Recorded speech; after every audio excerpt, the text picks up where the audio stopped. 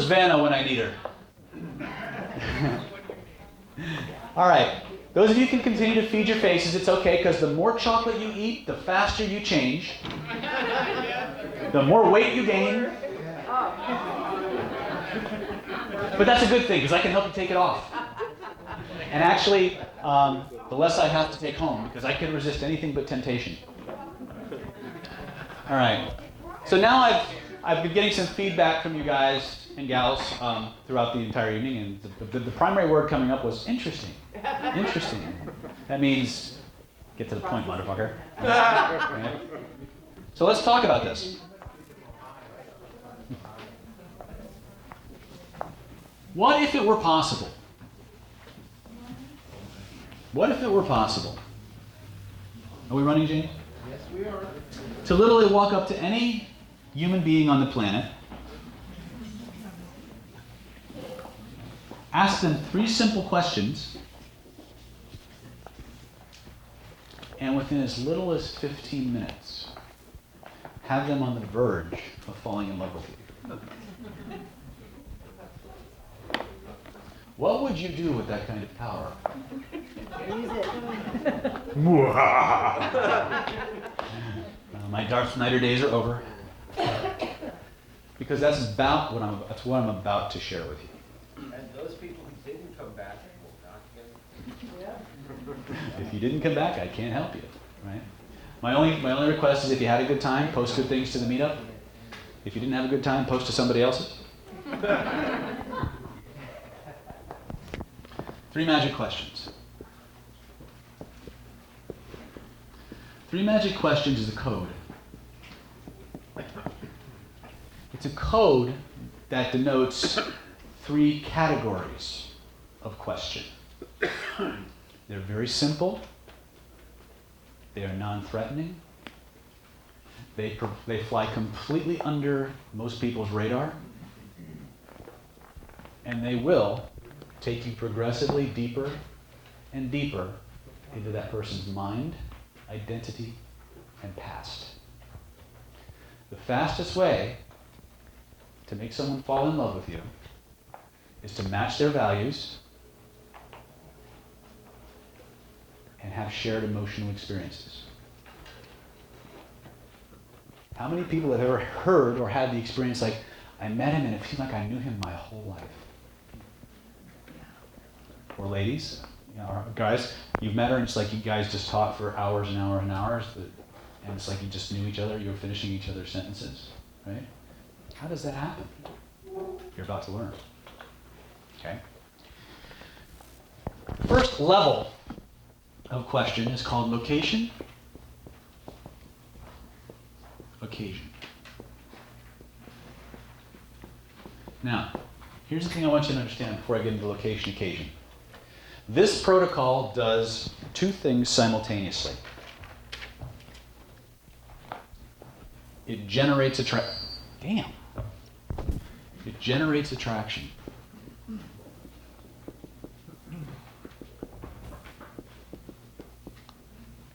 And it elicits information.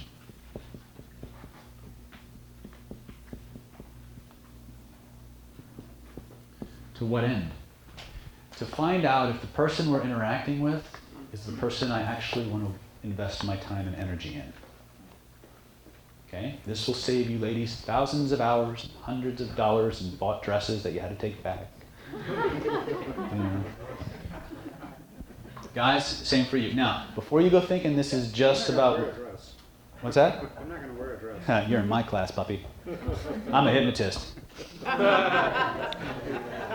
As a hypnotist, we take credit for any change that happens within a 5-mile radius. But location, occasion. What this protocol does, and remember, it was originally designed for women to be used on men. Now, before I get into it, here's the caveat to this, okay? If your self-image is such that there's a certain kind of man you sort for, that will color a lot of this. So you have to be willing to do things that might be counterintuitive. You also have to be willing to bail when they don't pass the tests. Man or woman, here's the motto, always be testing. You're always testing. Okay? Ladies, this is why you spend most of your time being bored to death with the men you date. They don't pass your tests. Guys, this is why you get dumped. Yes? How do you feel about compliance tests? What do I feel? How I feel about them? Yeah. As long as I'm giving them, I'm great. All right. Why do people sort for in the pickup and seduction world? They're called shit tests, right? Ladies, you've all had this experience of asking a guy to do something just to see if he would, right? And then, of course, when he does, and he does it too much, you lose all respect for him. He gets boring, and you next him, right? Why? The thrill is gone. It's hidden. The secret's hidden in your romance novels, guys. If you'd actually read this shit, you'd understand it. The man has to be a challenge. He has to be somebody that she can win. Right? How many people, when they were kids, played sports? You don't have to. I'm just using it as an example. Anybody here ever win a trophy? After you won the trophy, and a couple months later, how often did you look at it? It's just something collecting dust in your closet, right? Welcome to most people's relationships. They get boring. The thrill is gone. The challenge is gone. The spikes are gone. When you're too predictable, you're too familiar. Okay? So one of the things that we want to do when we start playing with the three magic questions is we want to remember that if we're sorting, we've got to know what we want going in. Right? As a rule, because most of us haven't done the self-work that I keep alluding to, we will want to sort for the same kind of guy in spite of what he does with our tests. We'll want to color the results.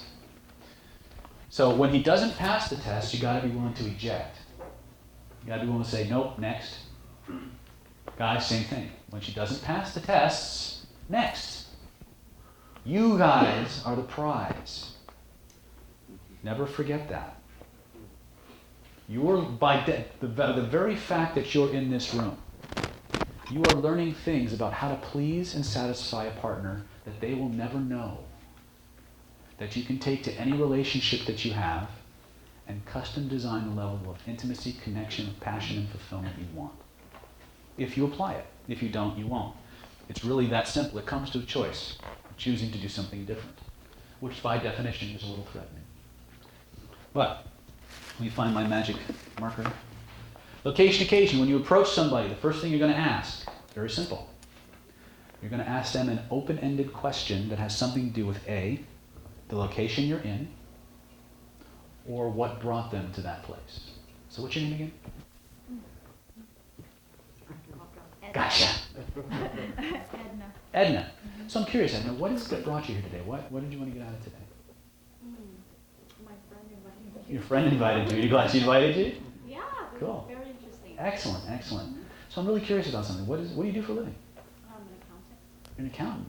And how long have you been an accountant? Is that as exciting as it sounds? Yeah! It's very, Yeah, brother. very exciting. What?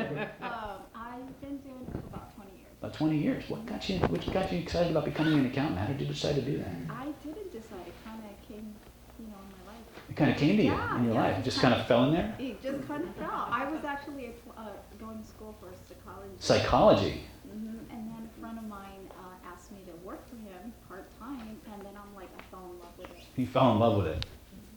With accounting. See her responses? She was looking for some weird double meaning, but you fell in love with it, right? Look at her. See your eyebrow? Wow, that's nice. I went from level 1 questions to level 2. Career/passion. As she talked about what she did, that passion thing, you just fell in love with it. See, that phrase has neurological meaning to her. I don't know what it means, but she does. And every time I say you just fell in love with it, you get a little, look at her. She's lighting up like a Christmas tree. She gets a spark of emotion, yes? Look at her eyebrows. They're like, that's called the unconscious hello, by the way. Every mammal does it when they recognize somebody who's a friend, somebody they connect with. Okay? So when your dog comes up to you and they go, they're looking for a friend. Okay? You walk up to somebody, they go,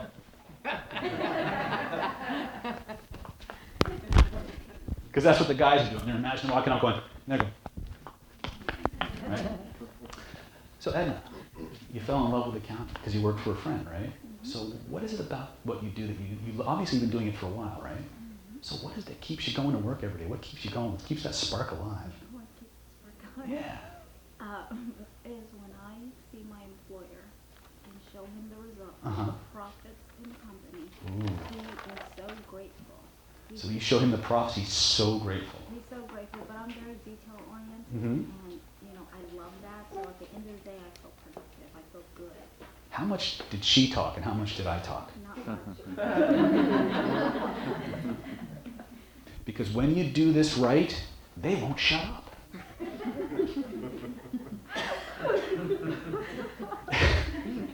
She wanted to make sure I knew everything.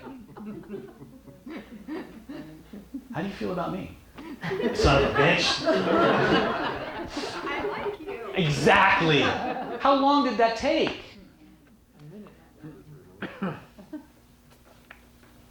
What did I do? You made her comfortable. I gave her certain key words back to her over and over and over again. Those are her personal trance words, her personal identity and value words. The words that have meaning in your life. When you just fall in love with it and you prove it over and over again and you see the results.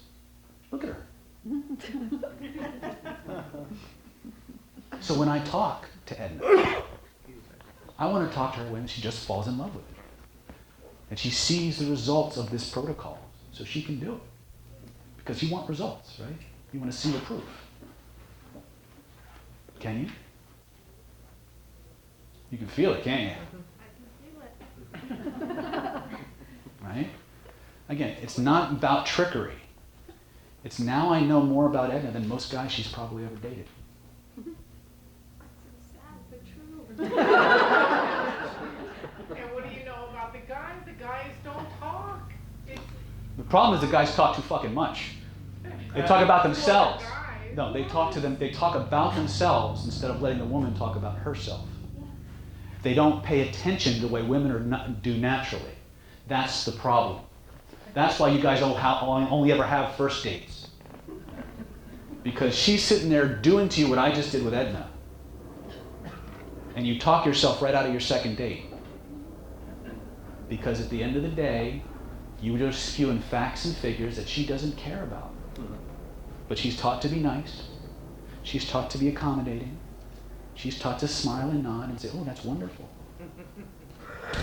I mean, all the while, she's waiting for her bailout phone call. You know, the one from her roommate, where if she doesn't call within a certain time, they call and say her parakeet's having an existential crisis, come home right now. Right? Here's the beauty of this. The longer they talk, the better you look. Male to female, female to male, it doesn't matter. If you do this protocol, they will give you every single thing you need to know to win their heart and keep it, while simultaneously giving you all the information that you need to decide if you want to. You see, if I were to ask Edna about her life, and she were to respond to me, well, my dad hired me as an accountant because nobody else would, and it's a good deal because, as soon as I make enough money and I get off disability and out of rehab, I'll be moving out of my parents' basement. Those people don't, because they don't really understand me at work. They're always putting me down. They're jealous of me, I know it, but once I'm out of it, I'll start my own business. Ladies ever date a guy like this? Every woman in the... You're spying on me. Why? Because when you move from level 1 to level 2 questions, bottom line is this. In America, most westernized, Descartes-based societies, you are what you do. Okay? When we talk about what do you do for a living, we don't say, I do accounting.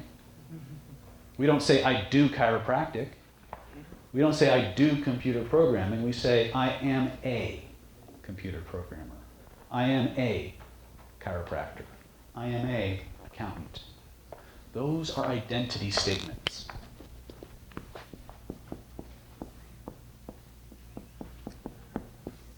When you touch and connect with someone on an identity level, you create an intense emotional response that results in bonding and attraction.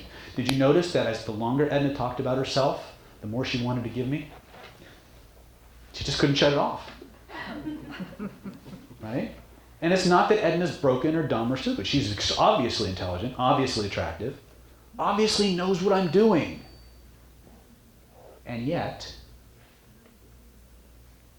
it still happened.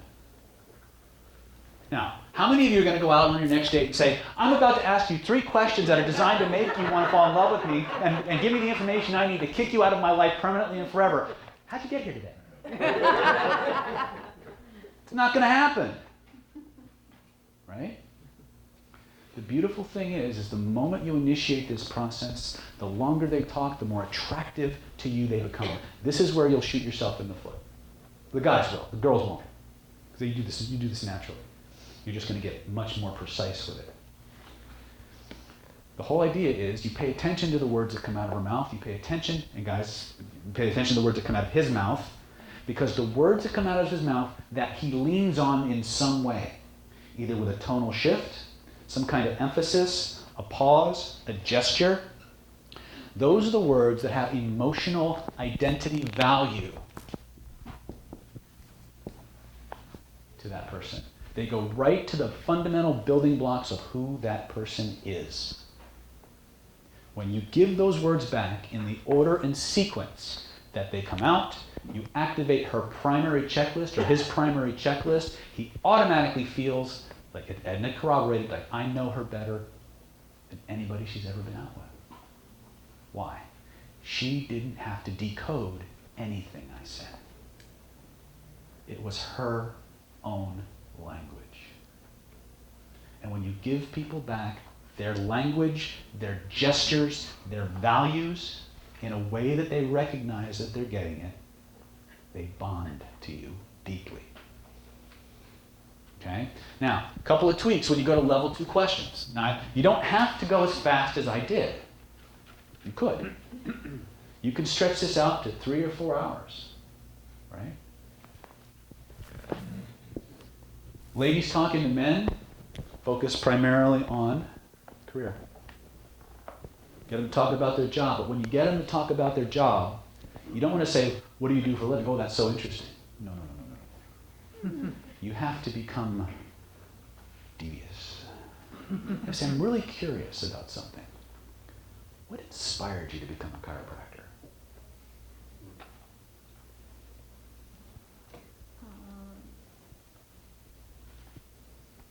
Having the experience myself. Having the experience yourself?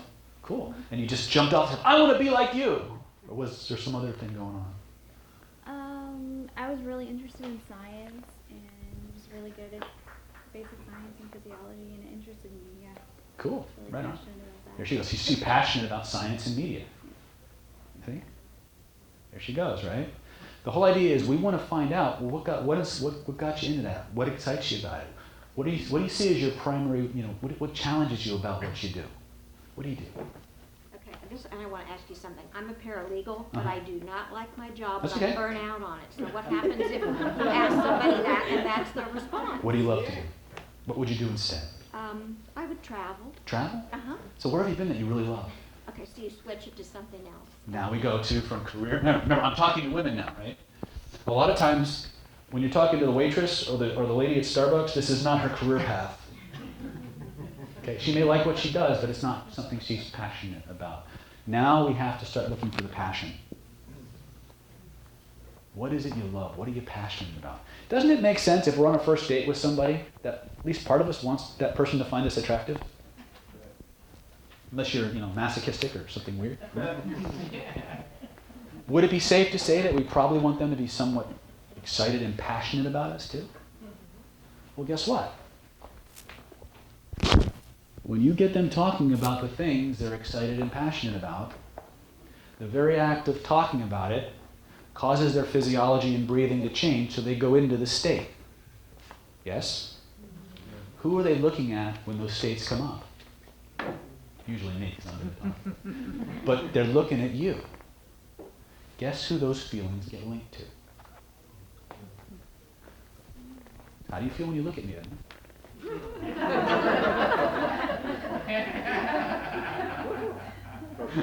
It's okay, you can blush. Okay? That's my point. We're doing this all the time anyway. It's just outside of your conscious awareness. Because it's outside of your conscious awareness, you don't have any control over it. So you get whatever comes along.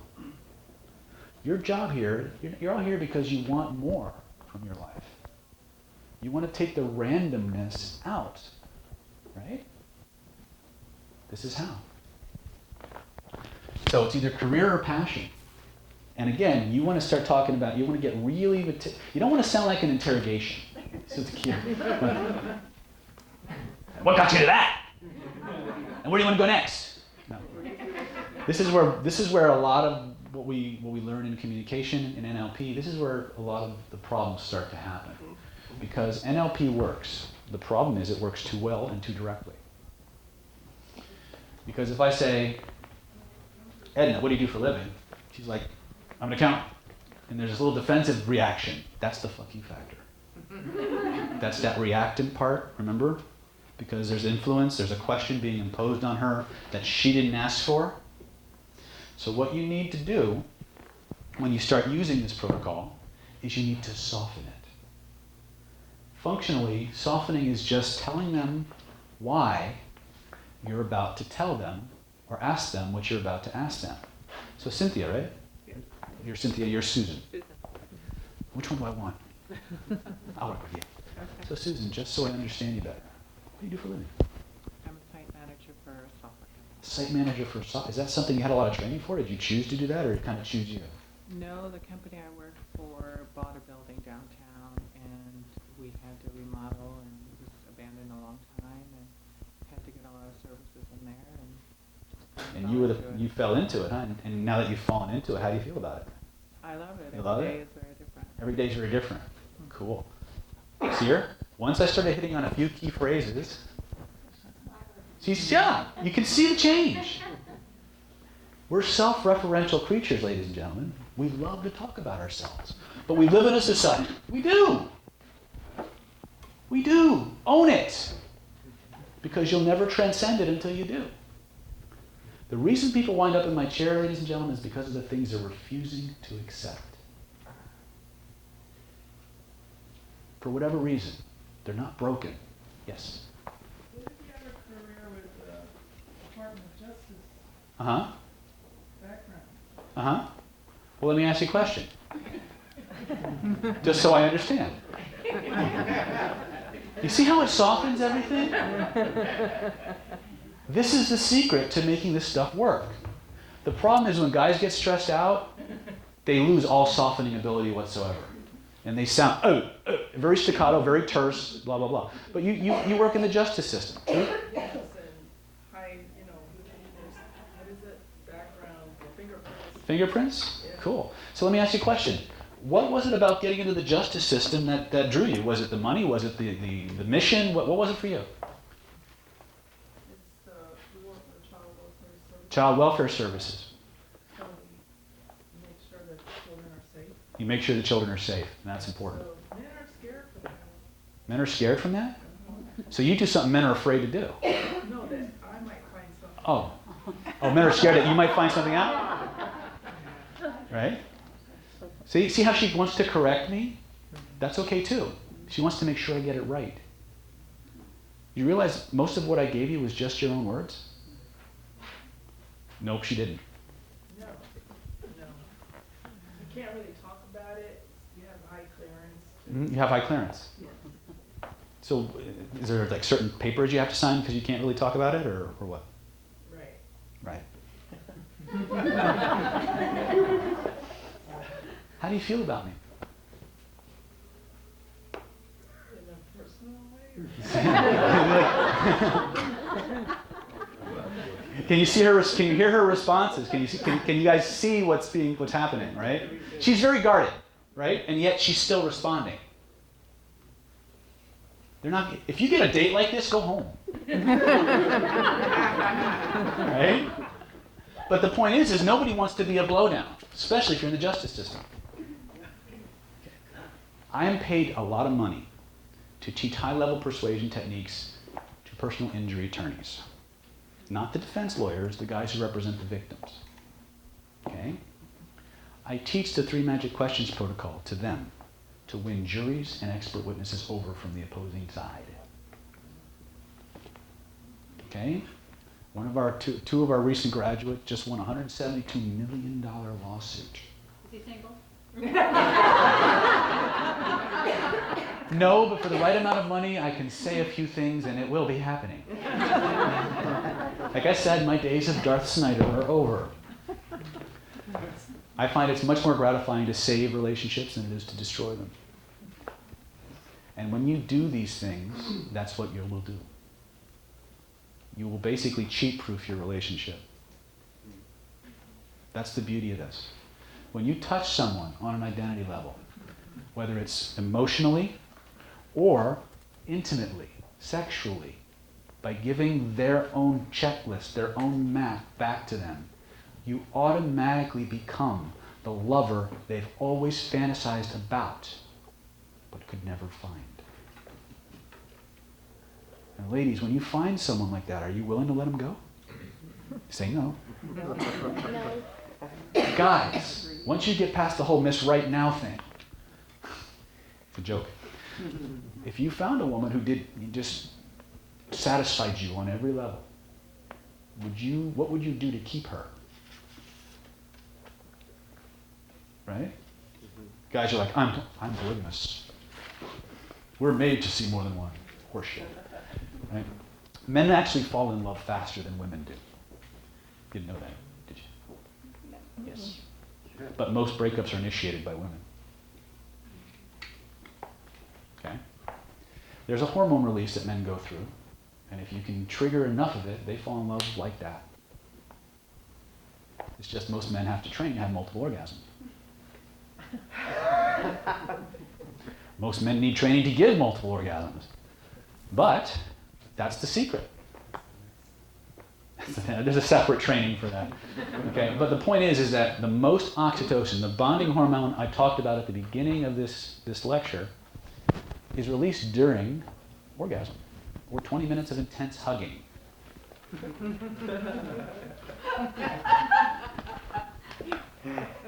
Just an idea. You ladies and guys might start to think a little tactically.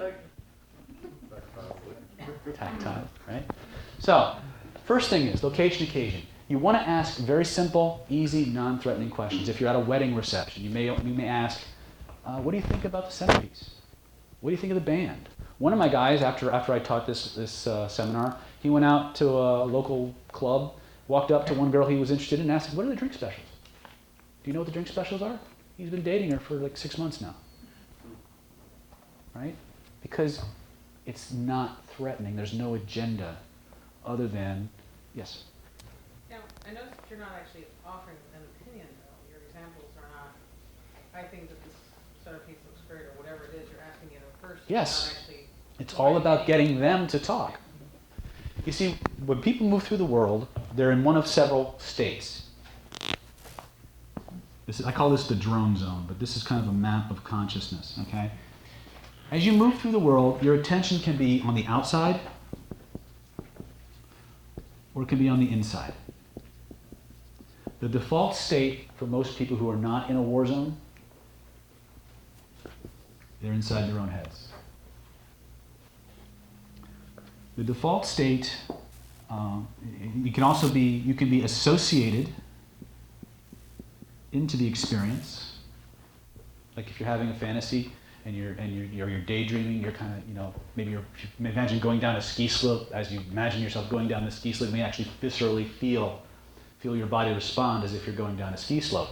That's an associated perspective. Okay? It's what we want, but not where most of us are. Okay? Most of us are in the other place, which is dissociated. The most easy way to understand this is if I look at a picture in my head of myself or of something that happened to me, am I seeing myself in the picture? Or am I seeing it as if I'm looking at it through through my own eyes, like a first-person game, right? If we see it through our own eyes, we tend to be more associated. We tend to be in the experience. If we see ourselves in the picture, we tend to be dissociated, which means, as a rule, we're not connected to the feelings of any experience or event. Most people are droning through the world in an internal, dissociated state. They're walking, they're droning. I call it the drone zone. They're present in the room, but in their head, they're going through their, they gotta drop the dog off at the groomers. They gotta pick up their laundry. They got a doctor's appointment at 6 p.m. All these things, they're not present. They're not in the moment. They're in their head. Does that make sense? In order for this protocol to work, we must move them from an internal state to an external state, from a dissociated state to an associated state. We need them out of their head and in the world, because that's the only place we can interact with them. But we need to do it in a way that doesn't set off any alarms. It doesn't trigger the, oh, he's hitting on me alert, or she's interrogating me and judging me alert for you guys, right? One of my mentors, a guy by the name of Mark Cunningham, tells a story about how he dated this very attractive woman, and after about 20 minutes into the conversation, she basically ran down the laundry list of what she thought his approximate net worth was, and how it would just never work because she was looking for somebody in a higher tax bracket. And Mark was just beside himself, not because she was looking for somebody in a higher tax bracket, but how accurate she was in assessing his net worth. Okay? It gets back to values too, right? So many times when we feel like we're being evaluated and judged, we start to kind of sabotage ourselves. So we need to create a friendly, interactive, non-threatening interaction that people feel okay about. The way you do that is you ask them questions in the right way, softened. Tell them why you're asking them about what you're asking, why you're about to ask them what you're about to ask them, about something, about the location you're in, or why you're there. So do you like the question? What do you think of the band? Never open-ended, never yes/no questions, by the way. Eliminate them from your vocabulary, right? As you get stressed out, you will tend to do one of two things. You will tend to forget to soften, and you will tend to ask questions that can be answered yes or no. You answer yes or no, the answer, it's over. There's nowhere else to go. You have to start over again. Now, it doesn't mean you can't start over again. It just means you have to reinvent the wheel. Whereas if you just give them an open-ended question where you get them to comment, you have somewhere to go. You have a way to ask. This eliminates the need to have to keep talking, which is usually why you blow the date to begin with. Right? Ladies, this is your opportunity to begin to fine-tune getting them to talk, but to talk about the things that let you know what kind of life this person leads. Mona, if you're talking to a gentleman and you ask him about what he does for a living, and he comes out with the, my analyst says that I'm really talented and once I get out of rehab, I can go into the Votech school, and right? He may be very genuine. He may be very warm and open and honest, right? And you're getting information. You're actually doing the protocol that's going to make him more attractive to you. But the kind of information that you're getting is telling you what you're in for if you keep going. You have to make a decision. Now here's the weird part, is they will give you the nastiest, most, they will try to make themselves appear better than they are, but the bullshit detectors will go off left and right. You'll see them struggle, you'll see them, They'll come out with one thing and then they'll try and, the minute you get those kinds of responses, you know you're not dealing with somebody that's going to be upfront with you. It's going to be honest with you, right? There's a specific category of responses that we're sorting for. If we don't get them, we don't move on. Because in the next phase of this, you start putting yourself in their life.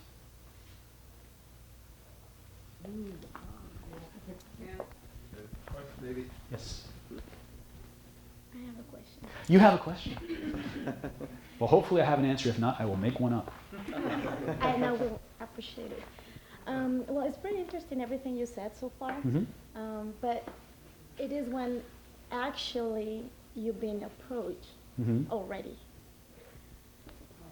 But how can I be more approachable? Because Ooh, it good just- question. it just never happened to me, like since I remember. No one's ever approached you? Well, yeah, they have, but Always the wrong kind?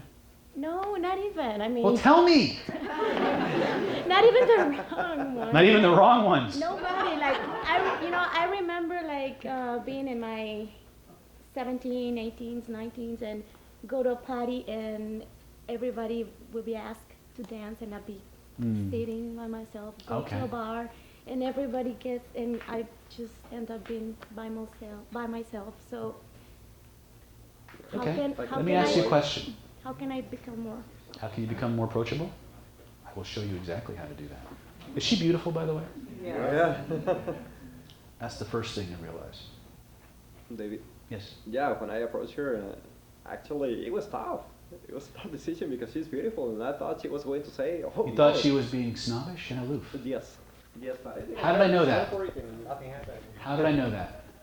Because most women who are attractive but extremely shy take on body language that to somebody who doesn't understand it thinks they're being aloof and standoffish.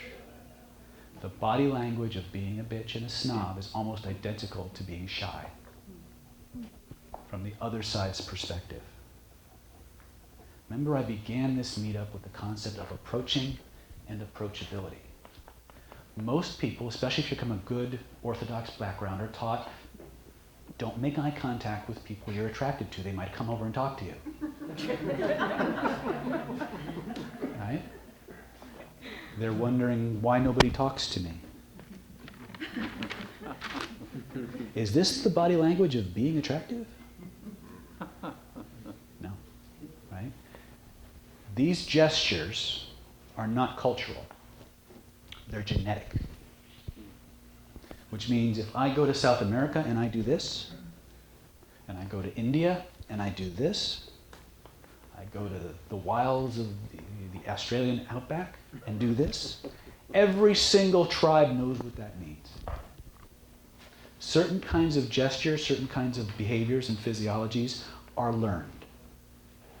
Others are genetic. I don't play with cultural stuff because it can change. I only work with what's genetic, what's hardwired into the system. Okay? You didn't realize that's what you were given off, did you? My whole life. Right? It's Did you? been- It's been tough. And I'll bet people have unfairly accused you of being snobbish and bitchy. Probably, I don't know what it is, but just nobody wants to come around, I always been by myself. Exactly. It's the unconscious behaviors that we engage in. Now, she's not. She's a very sweet person. Right? Now, here's the secret. You actually have been being bitchy. Do you know why? Why? Because you know what it feels like to not be included in the group, and you've seen other people having the same problem and didn't do anything about it. So what you need to do from now on is every time you see somebody with that kind of body language, that kind of reticence to get involved with the group, you need to stand up, walk over and introduce yourself. Because you know what that feels like. And you need to save them. Would that be okay? Absolutely. Yes. See it? You see the change? Just change your perspective. See, she knows what that feels like. And you know how to save other people from it. Let them see that heart. Okay? Give her a big round of applause.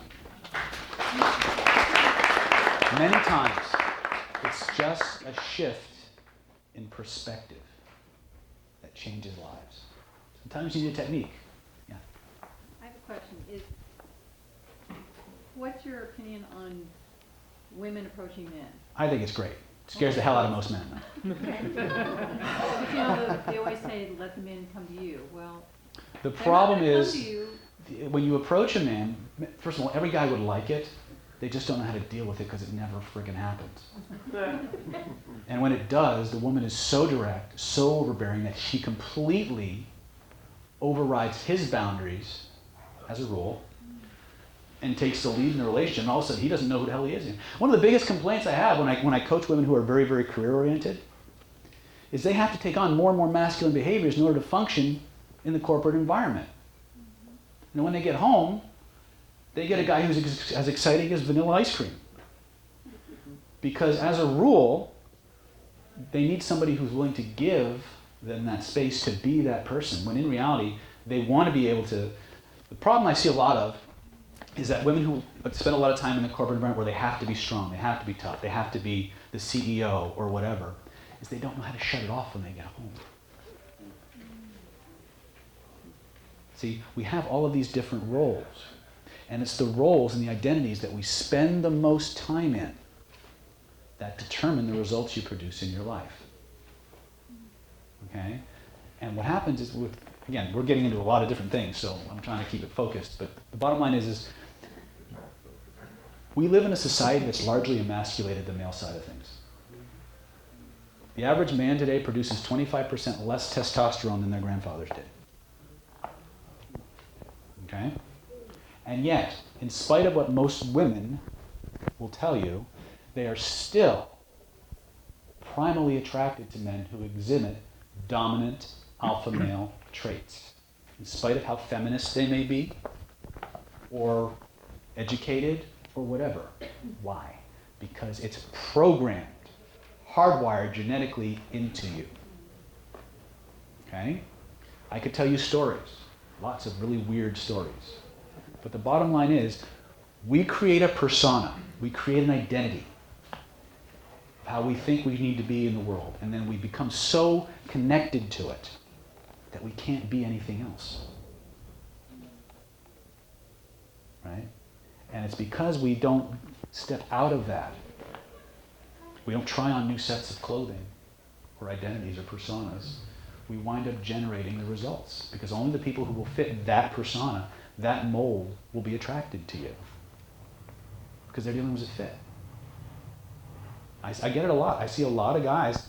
A lot of guys are very, very nice guys. They're good providers, but they get in a relationship and the woman runs the show, and that's the way it should be, you know. But there are certain key times when the man has to step it up, where the man has to be the man, and when he doesn't, that's when things start to go south, because they don't understand the rules. And by the way, if you bought that book, The Rules, go home and burn it, because all it is the rules on how to stay single. Okay? Is that the book, The Rules Mother Never Taught You About Dating? Yeah. Yeah. It was yeah. Yeah, throw it out, burn it, get rid of it. No, Brain Rules is by John Medina. That you need to know. See, remember, we'll close that loop real quick. Women, when they get stressed out, get really picky.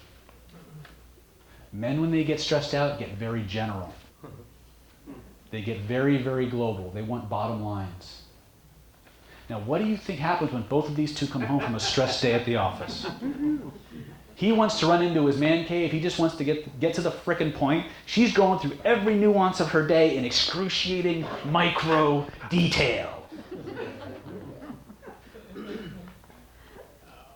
But that's not even the worst part. She starts going off about all the problems she had with the kids, all the problems at the clinic, at the office, with the telephone repairman, the cable company, screwed up the billing again, the dishwasher repair guy didn't show up, he went to the wrong house. And you start fixing her shit. You start telling her how to solve the problems, and all hell breaks loose. Because you didn't get it. She's more than smart enough to figure out how to solve her problem. She probably figured it out hours before you came home. What she wants is somebody to vent to. That's it. You want to have a happy wife? Sit there and get slimed. And realize it's not about you most of the time. You will have your moments. Yes? What if the relationship start off as a lead, but you try and put it back? What do you mean exactly? I took more of the lead of the relationship, and now I'm kind of seeing that there's a conflict a bit, trying to shift it back to him. You want him to take the lead in the relationships? Well, I just feel a conflict that he feels uncomfortable with that. He feels uncomfortable being the lead. Me taking the lead. But that's how you started the relationship, right? Here's the thing I learned. That's my daughter. My daughter and my wife back there, by the way. As you can see, my wife is hot. So are my kids. Not that I'm biased. But I like to tell stories about my wife. My wife is extremely smart. Why she ended up with me, I have no idea. Three magic questions. We haven't got you. I know, you guys keep open looping me. That's how I know I've got you. The questions just start rolling. Each of these levels in this, and I'll get back to the approachability thing because it's one of the main reasons we're here. But we need to understand the other stuff. Because if we don't understand the other stuff, even if we do get into the relationship that we really want, we need to know how to keep it. And if we don't understand these dynamics, it will come back to haunt us at some point. Okay? Level 3 questions. Past, pleasant, childhood experiences.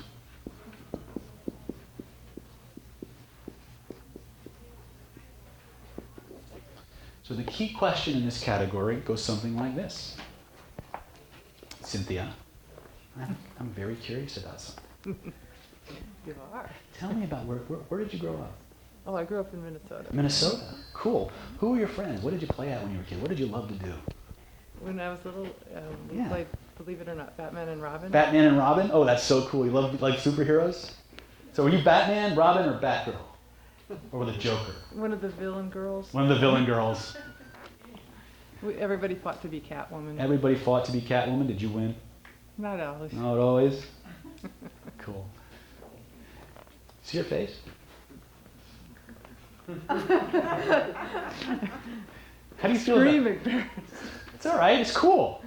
I love superheroes. You saw my house, you'd be like, he's such a geek. Voted one of the top 10 pickup artists of 2005. He's a dork. All right? The whole idea, when you start talking about, so what you love to play Batman and Robin? Was that the only superhero game you played, or what else did you do?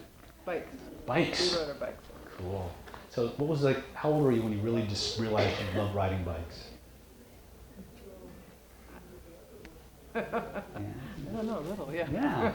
So did you drive like a girly bike, or was it like a hot boy bike or whatever? It was a girly bike. Yeah. Cool. Right. Now she's not giving me a lot of what we call personal trance words, little phrases or little turns of things that let me know a lot about where she really hooks her experience. But she's giving me all kinds of other nonverbal stuff. So what I'm doing is I'm just giving her words back to her, and it's still having an amazing effect, isn't it? Yeah. Right? Because she can't remember those experiences without going back in time. The most powerful experiences and emotions and memories that we have, childhood. Remember at the beginning of this meetup, I said when you come into this world, you're one big blank hard drive. Whatever comes in first becomes the standard by which everything is measured. Right? The further back in somebody's history you go, they can't remember the experience without going back in time. In hypnotic terms, we call that age regression. But because she's with me, I'm connected with you. and we're talking about when you played, you feel it?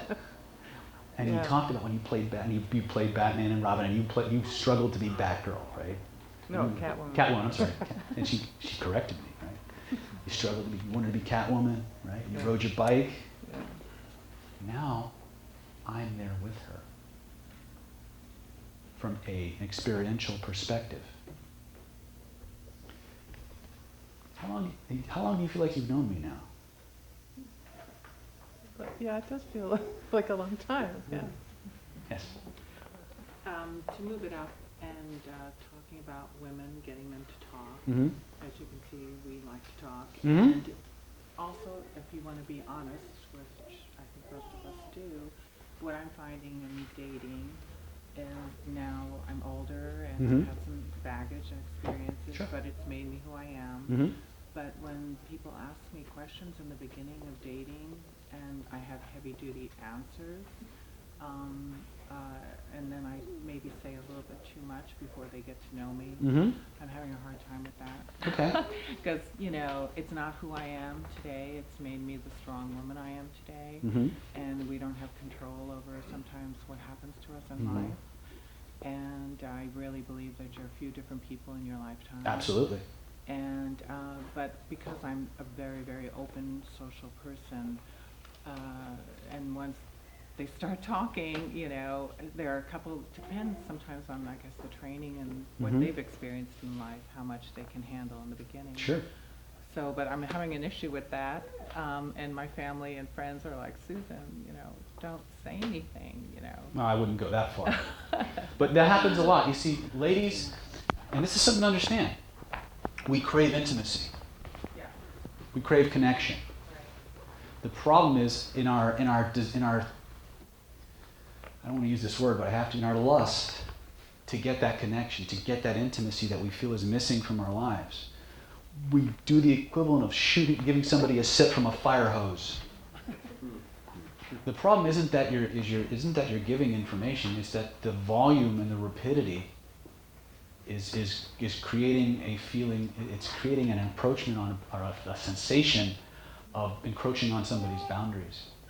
It's almost sometimes like I'm testing them to see if they're a strong enough man to handle me. Okay, and you're finding that most aren't. Yeah, Welcome to Men 101. Okay? Remember, guys want to be, but nobody's taught them how.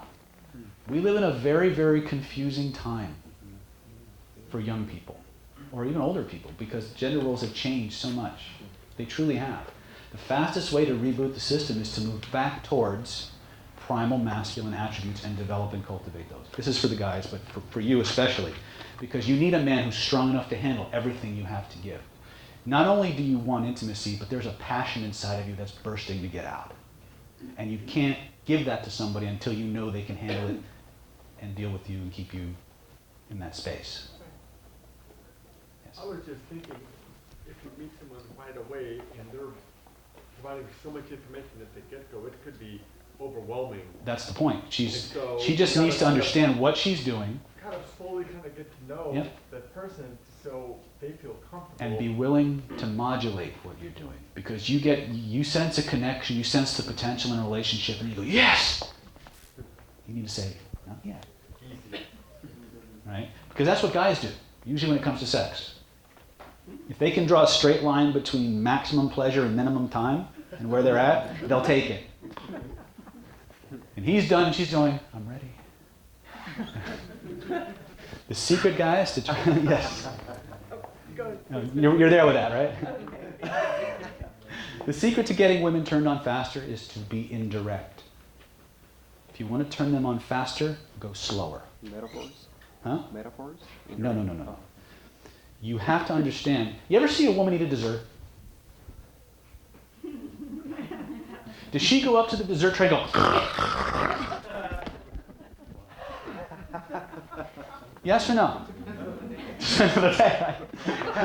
her willpower is at an all-time low. Her period's on it, forget it, it's over, right? I've been there, guys. But here's the thing. When you watch the average, and I say the average one, there's exceptions to every rule, but exceptions won't help us right now. Till we understand the norms, We can't deal with the exceptions. Does that make sense? Does that make sense? Yeah. Okay. If you ever watch a woman eat her dessert, or even eat her meals, she tests, she tastes, she takes her time. If you can draw a direct line between your food and the stomach, she goes everywhere but. Guys, not so much. We will be much happier if we could just zip open our stomach and throw the food in and zip it back up. Okay? Because that's how we think. That's how our system is designed. That's our map. If you want to be more successful in your relationships, both sides, both genders, have to understand the maps of the other side, and, this is the big one, be willing to change. Ooh. Can't tell you how many times I teach this seminar. People come up to me afterward and goes, I go to seminar after seminar, I read book after book, and he still won't change.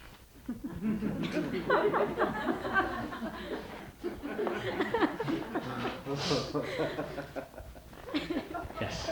So curious, so the stereotype, at least in books and so on, Uh-huh. in real life is that if you gave that direct line to men, i.e. the moment that you have sex with them, they lose interest, that's it. That's not true. Pursuit, right? It's not true. It's what we're taught, but it's not true. Okay.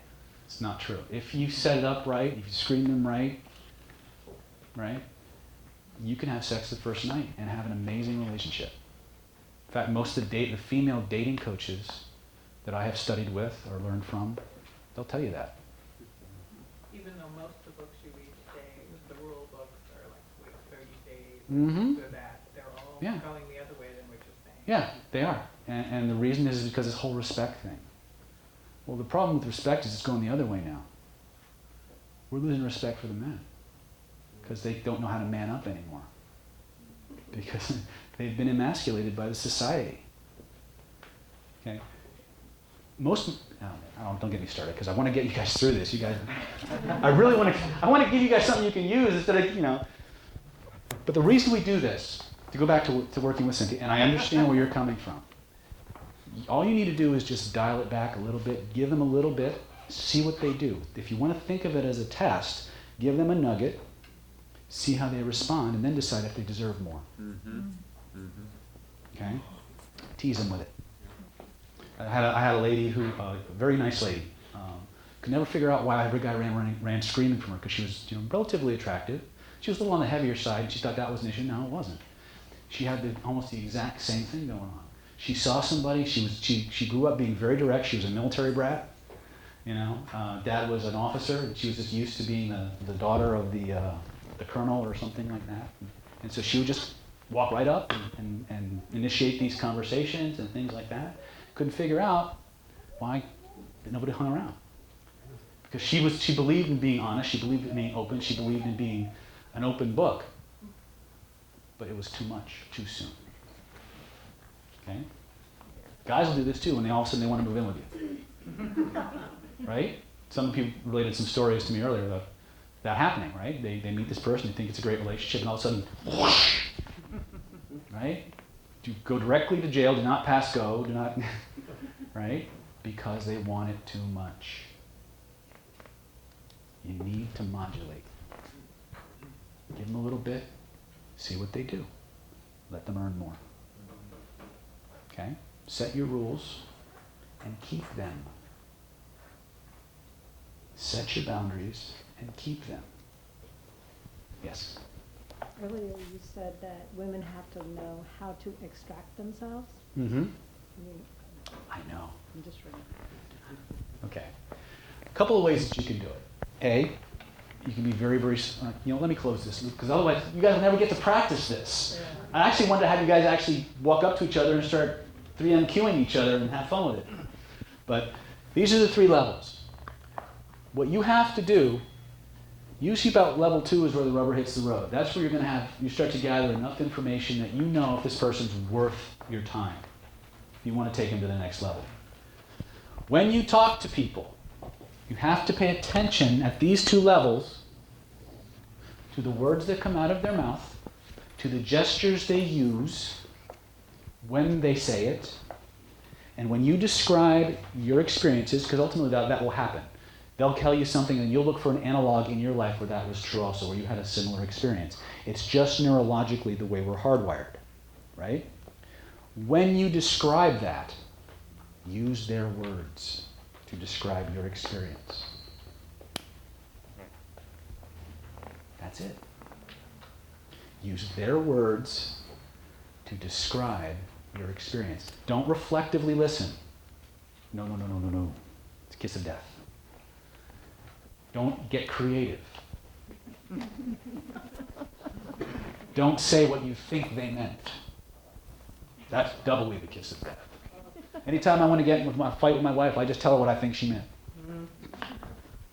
Give them, remember, this goes both directions. Male to female, female to male.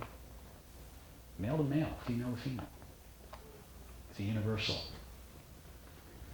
Give them their words in exactly the way they gave them to you. When you describe your world, your experiences, use their words to do it. They will automatically feel understood, connected, and in love the longer you do it. And you will eliminate the vast majority of miscommunication. Yes? Oh, reflective listening and kiss of death, what do you mean exactly by... Reflective, everybody here knows what reflective listening is, yes or no? So Raise your hands if you know. Okay, for those of you who don't know what reflective listening is, do you know it or are you just asking? Oh, yeah, I'm pretty sure I know, but like it's sort of like... Think of it as paraphrase. It sounds like, and then paraphrase what they say. People say, like someone might say, I'm afraid of heights, right? And you might say something, so you're really affected by high altitudes. Right? Okay. No, I'm fucking afraid of heights. Right? Even though on one level we seem to be saying the same thing, the difference and the ability, or the amount of work I have to do to process that experience creates a disconnect. So it's best not to paraphrase, come back with the exact words in sequence. It's best to give them their exact words. Okay. Exact words. In my conversational persuasion classes, we call that echo technique. You'll never go wrong. You'll never go wrong. Especially if you're doing it with sincerity. You know, I tell this story. I get hired to do corporate trainings and things like that. I got hired to go out to Israel. And people always challenge me on this shit, especially this technique, because it shouldn't work. It just shouldn't work, but it does. So I'm in a room full of, I was hired to train the VPs, I was hired to train the marketing people, and I was hired to train the R&D people. And I'm doing a presentation to the R&D people. And there's this one guy sitting right there. And as I'm talking about this, Israelis are fun. I love them. They go, I don't believe it. This would never work. I go, you don't believe it? He goes, no. And it would never work? No, it would never work. And everything he said, I gave it back to him. And you can see everyone around him going. And he's getting into it, just like Edna did, just like Cynthia did, just like Suzanne did. Just like, I don't know what your name in the back there is, but even she started giving me more and more. And he's just into it, telling me all why, how this wouldn't work. And I'm saying, and it doesn't work. No, and he goes, blah, blah, blah. And then about 5 or 7 minutes into it, I look at him and I say, and with all sincerity, because I wasn't trying to show him up, but sometimes you just need to prove a point. I said, have you realized yet that I'm just giving your words back to you? And you know that those cartoons where the guy eats too much hot sauce and the red just starts to kind of climb up? And I thought this guy was going to blow his horn all over the place. And he looks at me and he goes, are we really so stupid? Everybody laughs when he says that. I said, no, we're not stupid. We're selfish. Your nervous system's designed this way. You're looking for somebody who completes you. How many people lost it when that phrase was uttered in that movie? Well, what the hell does that actually mean? It means your map of the world matches mine. That's what it means. Your job now is to use this protocol, these 3 magic questions, to find the match for your map faster easier and more efficiently than ever before. Because you can do this in as little as 15 minutes. Or you can take hours if it's really going well. It takes the randomness out of your communication. It takes the trial and error away. It lets you know right away who are the keepers, who are the ones that can handle me, who are the ones that just ain't man enough to take what I hand off, who are the ones that are going to be there when I really need them, who are the guys with a life that actually has a life I want to be part of. That's what this does. But you have to be willing to follow the process, and when the information goes against what you were hoping for, be willing to walk away. Otherwise, you're back to square one and you've got a puppy dog now. Because if you go to level 3 on somebody, they will fall in love with you. Because that's how we do it. We find somebody who validates us on the inside, that makes us feel worthy, makes us feel seen, respected, cherished, important, who we have a history with, who we feel that timeless connection with. And when we find it, we want to give them everything. You understand? 3 magic questions. Works for everyone. Okay?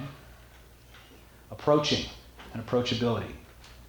Approachability, ladies, forget everything you were taught, mostly. Questions on this before I go further? You guys want to know about the approachability factor? Okay. First of all, remember that exercise we did earlier where I had you stand and sit like you were the most attractive person you'd ever been? Practice it a lot. Practice it to the point where it becomes your natural, automatic way of moving through the world. When you meet somebody, make and keep eye contact with them. Now, it doesn't mean you have the serial killer stare. Okay? What that means is you hold their gaze softly. You see them. It's like you say the eyes are the mirror of the soul. If I'm just staring at you versus connecting with you, can you feel a difference? Right? When you do that, another thing I'm doing that's completely obvious but not. When I'm standing here talking to Shayla, got the name right. How am I standing? Open. Imagine, this is going to be weird for you ladies, I know, but imagine that the top of your rib cage was made of plexiglass.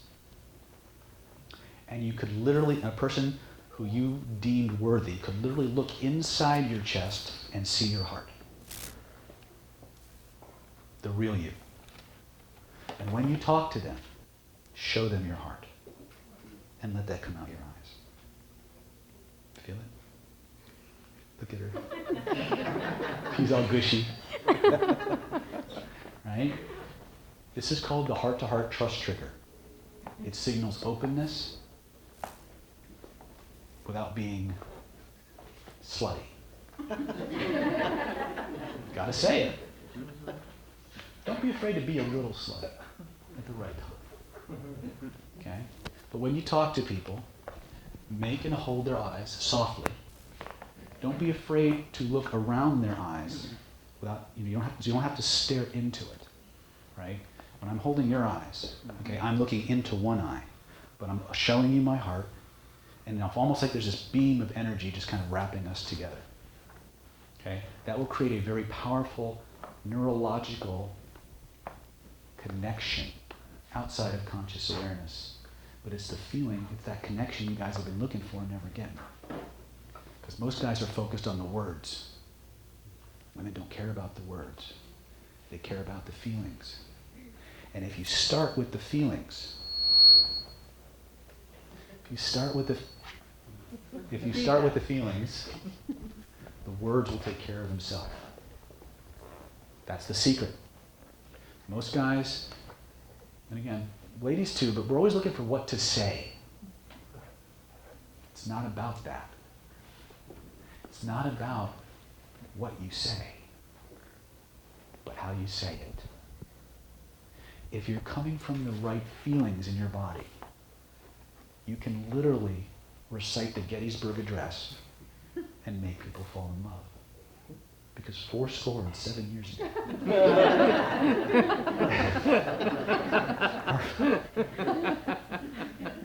Because we don't respond to the words first. We respond to the body language. We respond to the tonalities. And when those things are right, the words take care of themselves. Understand? It's all about feelings. Guys, we're always looking for the next cool pickup line. The most effective pickup line I've ever taught goes something like this. Hi, how you doing? Works 96% of the time when a man approaches a woman. Works about 100% of the time when a woman approaches a man. There's a little bit of difference. But it really is that simple. If you're I'm sorry? Yeah, sure. Hi, how you doing? That's it. I know, it's anticlimactic. Right? We go up, we ask them a very simple, non-threatening question. What brought you here today? You smile. Positive eye contact. By the way, this is not positive eye contact.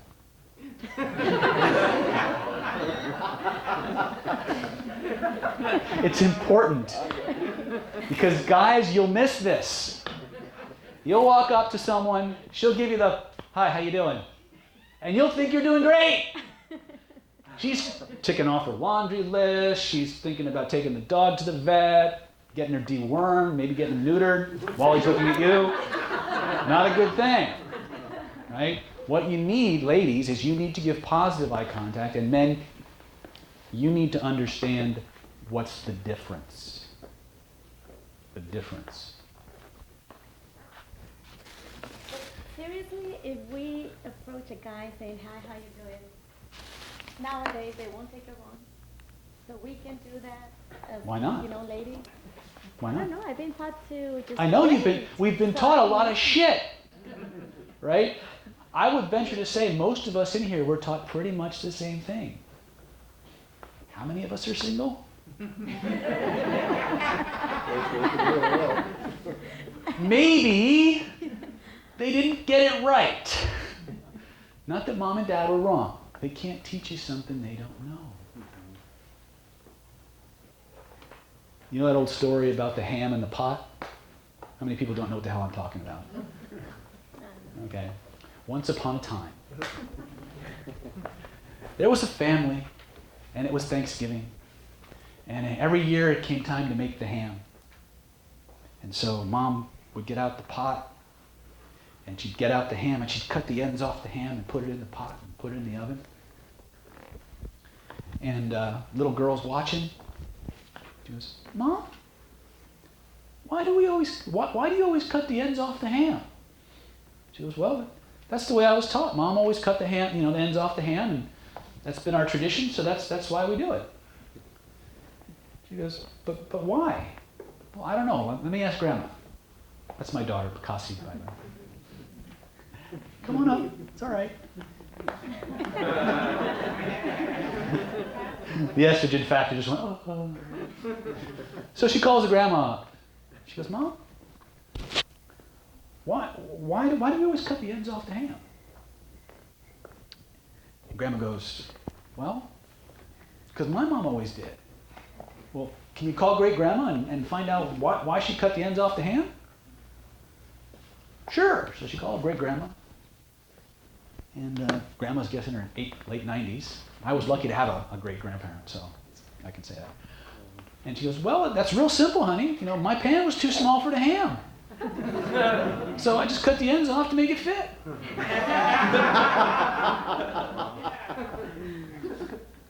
Most of what we're doing, we learned when we were this tall.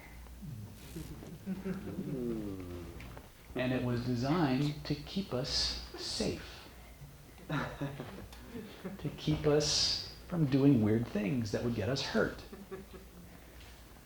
But some of us were told not to cross the street as children, right? How many streets did you cross to get here today? So clearly, some rules outlive their usefulness, right? I wish things were as simple as they were in the 70s, which everybody complained was really a confusing time to live. And isn't it amazing how every generation is always on the brink of the apocalypse? Anyway, so talk about their career, focus on the words that come out of their mouth. Remember, this whole process is about focusing on positive experiences. When you start asking for positive experiences and they start giving you the worst, evilest, nastiest, paranoid-driven dramas you can imagine, it's time to go. Hit the escape button. You're dodging a bullet. Okay? But here's the thing. You have to go first with a lot of these protocols because there has to be that level of sincerity there, that level of connection. Which means because you're invested to a certain degree in this relationship, you'll want to gloss over all that. Let's say, oh, well, he's a little tough right now, but he has potential. Fuck potential. Pardon my French, but fuck potential. All right? Life is too short for people with potential. Gentlemen, women do not want to be the center of your life. Contrary to what you might think. What they want is to be part of a man's life who actually friggin' has a life. Be that guy. And if you're not there yet, learn. There are ways. Okay? There are ways. Say, why don't you go back to mommy? No? You want to be my daughter the ham. I'm not going to cut your ends off though. Questions about 3 magic questions before we get back into approachability? Positive eye contact means when I look at you and I smile, the little wrinkles on the side of my face are visible. Guys, when you go into a venue and you're going to approach, as you circle through the venue, the first thing you want to look for is every woman who gives you positive eye contact. Ladies, your job, when you see somebody that looks interesting, first rule, eye contact and an invitation to approach is not an invitation to sex. It's an invitation to approach. It's a signal that says, you look interesting, come talk to me. But you have to do it with your smile, with your posture, with your eyes, and your eyebrows. Flash your eyebrows at her. Okay? Because the way most of you are used to doing it, tell me if this is kind of true for you guys. Guys, you're at a bookstore or a club.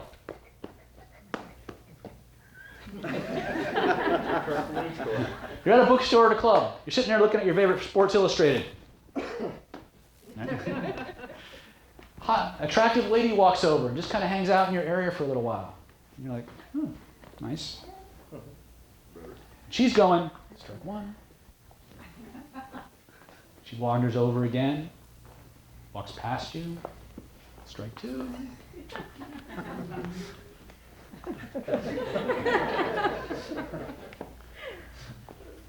Strike 3, loser. He has no fucking clue. Why? Because she's using his map, or she's using her map. She thinks she's being blatantly obvious. Guys, here's the rule. Women do not give attention or stand close to people they're not interested in, to some degree. When a woman does not like you, or does not want to be involved with you, even if you're in a friggin' elevator, she will systematically remove you from her environment. Either directly or indirectly. Some of you may have seen this. Hi. Right? They're back there. And you can go, hi, waving the things around, and they're just ignoring you. Like you're not even there. That's what they do. If you're getting anything else but, short of a kick to the groin, by the way. Usually no sign. Sometimes. Depends on what part of town you're in. any kind of attention is an invitation to interact. It's not an invitation to sex, so get it off the table. But it is an invitation to approach. Okay?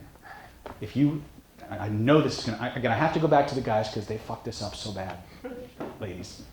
But it's important to understand because you think you're being really, really obvious. Like you're holding up a big friggin' sign. No. You're at different parts of the same map. Your stuff is too subtle for them to pick up on. Their stuff is too in your face.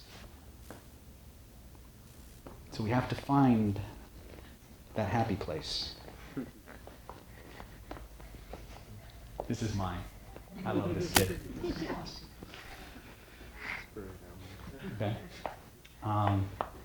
Where's I going with this? This pattern. It keeps looping me. I'll never be able to use this video for anything. I'll have to just put it on YouTube. Where's I at? Oh, so remember, if a woman, ladies, and you can tell me if this is true or not true for you, you ever walk up to a waitress or a salesperson at a store or a clerk or something, and you say something and she gives you a smart-ass remark? Right? And like all of a sudden you feel like you're like the world's biggest loser and your nuts shrivel up? Did you know she was attracted to you? We call that the shot across the bow. Okay? Where does that come from? It comes from the playground. When you're 5 years old in kindergarten, a little girl sees a little boy she really likes, but she's got friends who won't approve. But she wants his attention. So what does she do? Well, she can't say, I like you, come play with me. So she walks up and says, ew, you're a boy. Boys are yucky. She walked 100 yards through snow, across 3 fights, and a Jell-O pudding pop vendor to say, ew, boys are yucky. What do we see? Boys are yucky, I suck. And for the rest of our life, we're an average frustrated chump. Because that early primary experience becomes what's familiar. Because nobody told us what those behaviors really mean. And so every time we get in a situation where it could possibly be accepted or rejected by a person, first thing your unconscious mind does is, okay, have we ever been in this situation before? Yes! What happened? She kicked us in the nuts and ran screaming. Oh!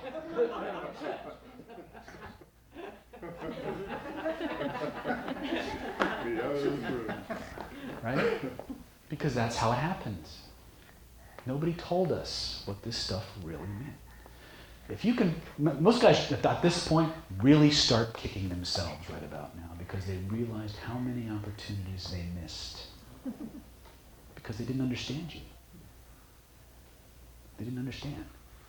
I told you we're dumb. But we're not dumb, we're more ignorant than anything else. Okay?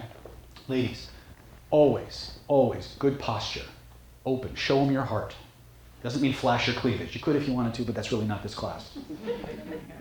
Positive eye contact. Guys, when you're moving through the crowds and you don't see positive eye contact, put them at the bottom of your list.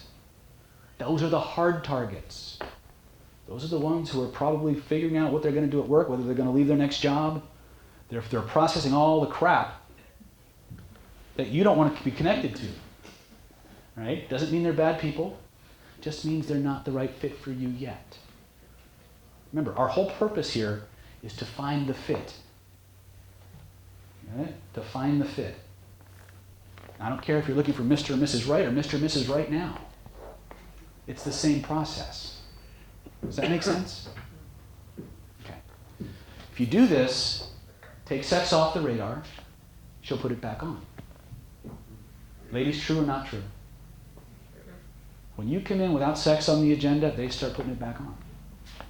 Right? That's a whole other class. But, and I don't think I'm going to have time to do that. I was going to do the 7 stages, but you guys want more of an approach and approachability. Okay? When you want to extract yourself from a situation, Guy's coming on to you, he's approaching you, he's just not getting the message. Okay? Very simple things like, I really find you interesting. I'd love to, can I get your email address? We'll follow, I'd love to get me to know you better through email. Right? Because to them, that's a close. Right? And it's honest. You're not saying no because it's not necessarily a no. Right? You could say, oh, there's my friend, I have to go. Right? You don't need to throw up the bit shield. Right? Hey, rock star. Come on down here. But the smiling is important. Positive eye contact, dramatically important. When you're engaging with a man, show him your heart. Some key attraction signals that you want to pay attention to. When a person is showing you their palms, they're signaling openness, vulnerability, desire for connection. Thus, they're doing this. And even then, it's like, yes. Okay, that's showing interest. But how can I know if, let's say, the guy with the sports magazine, and I'm walking through, and he's just not looking at me? How can I know? To me, that tells me he's not interested. Yes, but that's not the case. He's unaware. He doesn't know you're trying to signal. But you're interpreting it based on how you would respond to that. But it's not actually what's happening. Because you're interpreting what you see based on how you think things are supposed to be, you miss opportunities. Most of the guys they know you're there, but A, they're either afraid to approach, or they really are looking at their Sports Illustrated and don't realize you want them to come talk to you. You literally have to come up and say, is that the most recent edition of Sports Illustrated?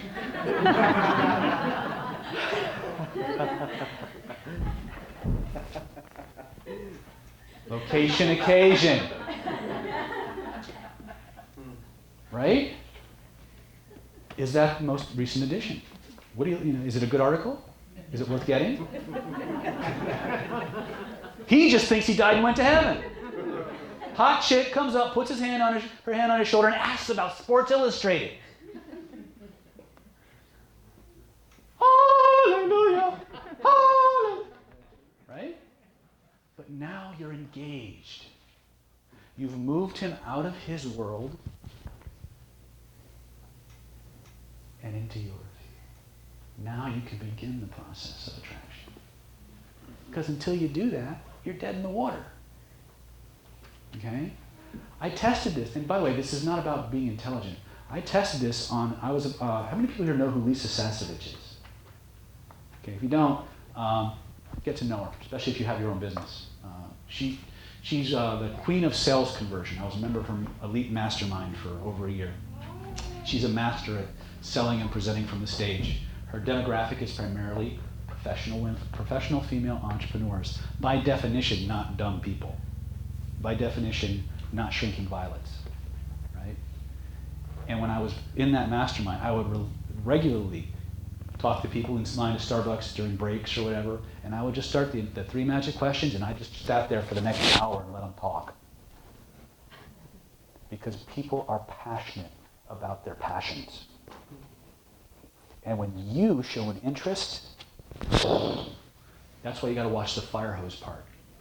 Because you want it so much, you overwhelm them. Right? For you, how many ladies, just as a show of hand, how many have had that experience? Just the desire for intimacy is so strong, you just gush all over them and they go screaming. Realize that that's what happened. You didn't do anything wrong. You just, at that point in the relationship, he wasn't ready for that. Does that make sense? Okay. Yes? What do you do when you actually miss something like that? Because like yesterday, I had somebody that literally followed me around for a while and kept touching me. And you totally missed it? Well, no, I recognized it. I just had my mind on other things.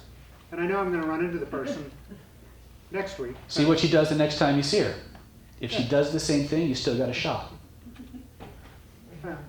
If she doesn't, window's closed. Doesn't mean you can't retrieve it. I mean, Just means you got to work. It just means you got to work harder to get it back if it's something you want. Remember, I'm giving you control over your dating and social life. Right. I'm teaching you to take the randomness out of it.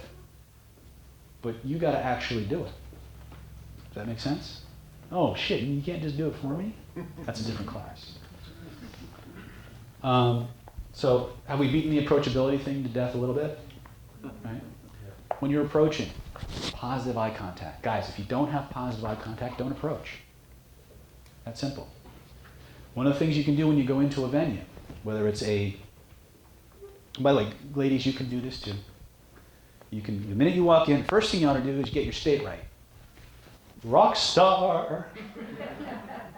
Because you know how to do that, don't you? Yes. Yes. Live it. Right? As you walk through the venue, on your way to the ladies' room or the men's room, scan like you're looking for somebody. Look for all the people who give you positive eye contact.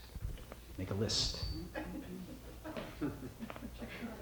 When you get to the restroom, decide who your targets are and approach. Get your state right. So you survey as you walk in. You set the frame. I am the rock star. I am the prize. Hear me roar. Right? As you move through the world, beam it to people. Make positive eye contact. Smile. Both goes for both of you. When you're engaged, as you're going through these 3 magic questions, watch their pupils. The bigger their pupils get, the more into you they are. Okay, that's a neurological response. Okay? Can't hide it. Okay? I call it the pupil dance. Yes? Okay, go sit with mommy. Okay? All right. Oh, I told you I was going to tell you how to save relationships, didn't I? Have I done that yet? Here it goes. You ready? Everybody here know who a guy named John Gottman is? Yes. Okay, he runs a thing called the Love Lab. You ever read a book by Malcolm Gladwell called Blink? Gottman is this mad scientist, marriage and family therapist who created this software program that could reliably, within the space of 10 or 15 minutes, predict how rapidly or how quickly a couple was likely to divorce based solely on the verbal and nonverbal communications. About 97% accuracy. So he got this crazy idea. He said, if I can figure out within a 97% or more greater level of accuracy the likelihood of a couple to split up, is there a variable or a set of variables that if it's always there, the marriage makes it? And he found one. You ready? If, big if, the man can communicate to his woman in such a way that she feels he is being positively impacted by her good intentions, her good words, the marriage makes it. In other words, if she feels that he's getting what she's communicating and signals that he's got it, she'll stay. The problem with that is that most guys are like, we just say get to the fucking point. And we start to apply our own maps to the territory, and before we know it, we're back to fight zone. Remember, more breakups are initiated by women than men, usually because of this one element. Okay? Now, how do you communicate to a woman in such a way that, by the way, it doesn't say he has to obey her. Key element here. She's just got to know you understand where she's coming from. And you communicate it to her in a way that she gets that. If you do, the marriage is likely to make it. How do you do that? Any ideas? You smart guys? And reflect that. Reflect? No, not reflect, no! Echo her words. Echo her words. Echo her values. The words that come out of her mouth are the most important words to her. Okay? When in doubt, by the way, the catch-all phrase for getting out of deep shit is I'm sorry I was wrong. But there's a process you have to be aware of, because if all you say is I'm sorry I was wrong and you don't understand what comes next, you're back to square one. When you say I'm sorry I was wrong, be prepared for the venting. Okay? She's built up this head of steam. She's been gearing up for a fight. It's got to go somewhere. So the moment, listen to the ladies. The moment you cop to something, and if it was your fault, it's fine. Be prepared for the stream of ventum and steam that's going to come pouring out of her mouth, her nose, and her ears, aimed at you. Own it, let her vent, and it'll go away. The moment you try to defend yourself, the moment you try to justify what you did, you're back to square one. Because the argument is already resolved, but she still needs to decompress. She needs to vent those feelings. And if you don't let them vent then, they will vent in other places, like the bedroom, or the lack of the bedroom. Okay? Women have a very different physiology than men. That's obvious, but hormonally speaking, women go through a tremendous, tremendous amount of changes day by day by day. Okay? And ironically, they need intimacy, i.e. sex, more than you do to be healthy. But they have more barriers to intimacy because of how they're socialized, because of the upbringings that they've had. So you need to make it easier for them to be the person they want to be. Does that make sense? Okay, I've tried to kind of play both sides here at the risk of alienating the other, but I'm trying to give you guys things that I run across pretty frequently. Okay? Which brings us to a quick question. How many people got good stuff tonight? Raise your hands. How many people are trying to fight going to sleep? Right. How many people here would like to take this stuff further? Raise your hands. That's fine. All right. A couple of things we got coming up. I'm going to hand these out real quick. This is part of my ongoing self-mastery series. I just did a 2-day training not too long ago. Some of the graduates are in this room. Highly recommend you talk to them. This one is specifically geared towards relationships, attraction, dating. It's a 2-day intensive. It's called Real World Romance Attraction Amplifier Weekend Intensive. And a lot of it is about self-programming, but a lot of it's about relationship and social dynamics. How to how to consistently redesign those filters we talked about earlier so that you only sort for the right kind of people. We'll go deeper into the 7 stages of sexual arousal, which is kind of what I wanted to touch on today once we got through the 3 magic questions. Because once you understand the 7 stages of arousal, you can look at any couple, any time, any place, and know exactly what stage they are and how close they are to actually doing the dirty deed, to getting intimate. Okay? Because all rapport skills start with back-to-back. That's total antipathy. As people move closer and closer to intimacy, their orientation changes. There are 7 distinct stages. We call it the mating dance. Once you understand the mating dance, guys, you'll know exactly what to do and when to do it. Because through 5 of the 7 stages, the woman's leading. If you match her cues and you do what she does as she does it, except at key points, you have to take the lead. You can move from stranger to intimacy, once again, 15 minutes. I actually, how many people here have seen my the last Renegade Romance video that I put up online? I actually brought a young lady up and did a demo of the process. Man, it's just not my night for mic work.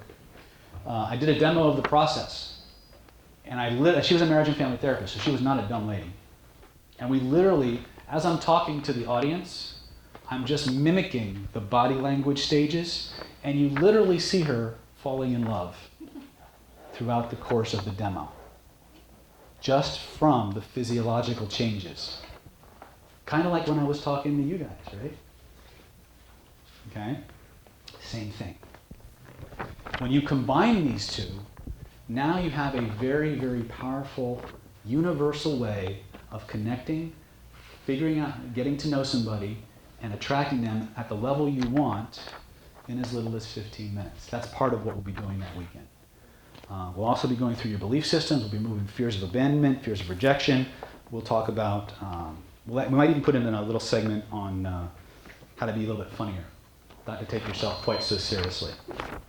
We've got a couple other things coming up that I want to let you guys know about. I keep losing my eraser. So like I said before, most of the time when I'm doing this work, I get three kinds of people.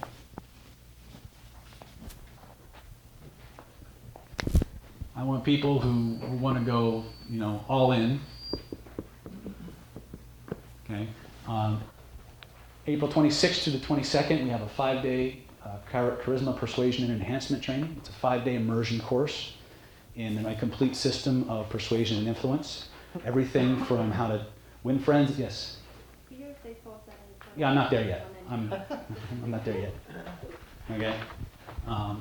So that's a training that's really not a fit for most people in this room unless you guys want to really go deep into the persuasion aspect. But I wanted to let you know about it.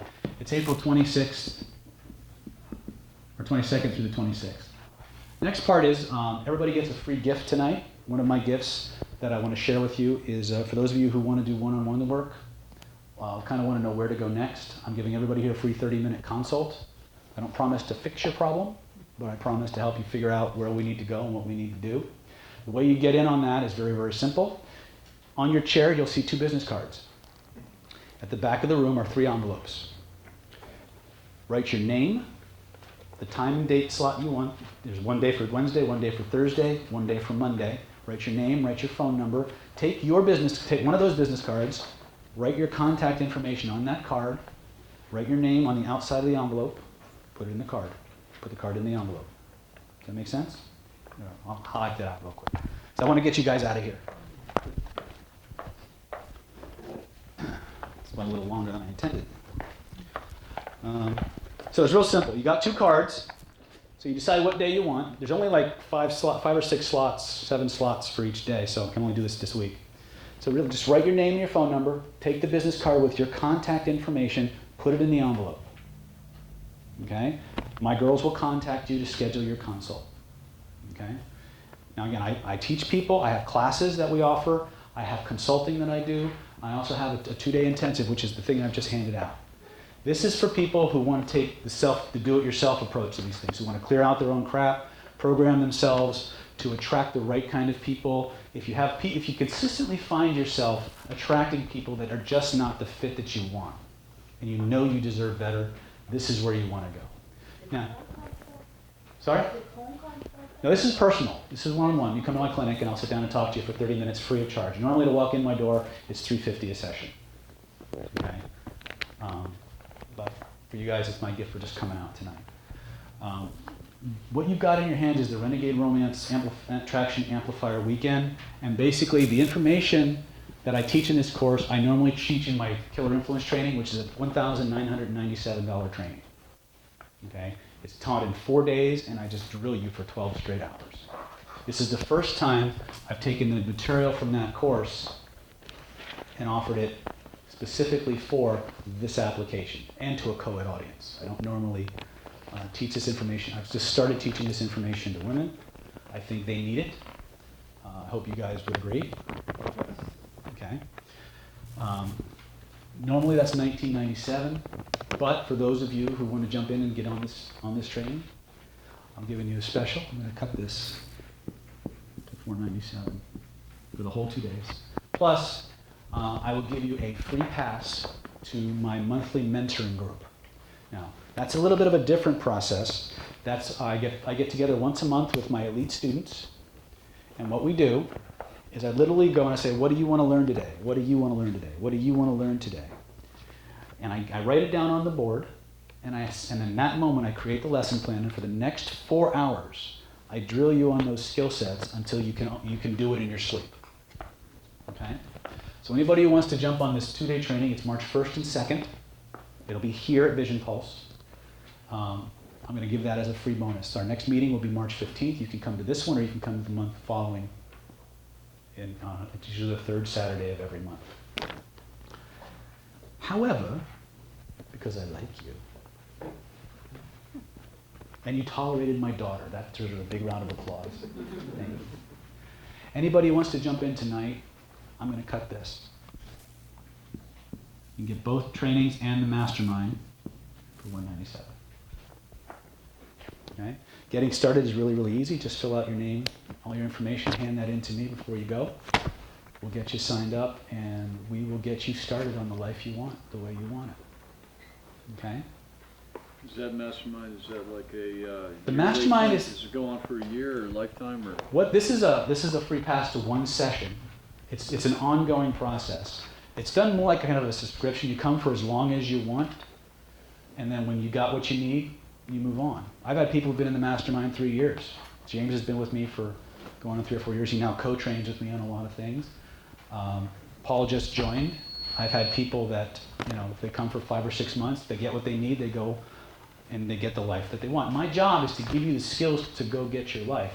One instructor who I'm just starting to kind of respect a little bit says, the superior student graduates and moves on. The inferior student keeps coming back. Well, it's not exactly true. But my whole goal is that for you to go out and get the skills you want, to get the life you want, not a year from now, not 3 years from now, today. To give you those skills to go out, make it happen, and when you're ready for more, you know where to go. Only come see me when you need to, or just because it's fun and you like my smiling face. Right? But that's kind of what I'm about, right? So we went a little bit longer than I intended. There's a lot of chocolate, a lot of coffee left, I hope. How many had a good time tonight? Raise your hand. Yeah. Right. Cool. Like I said, if you had a great time, post good things to the meetup. If you didn't, somebody else's meetup is waiting for your comment. Have at it. I'm happy to hang out, answer any questions you might have about things we got going on.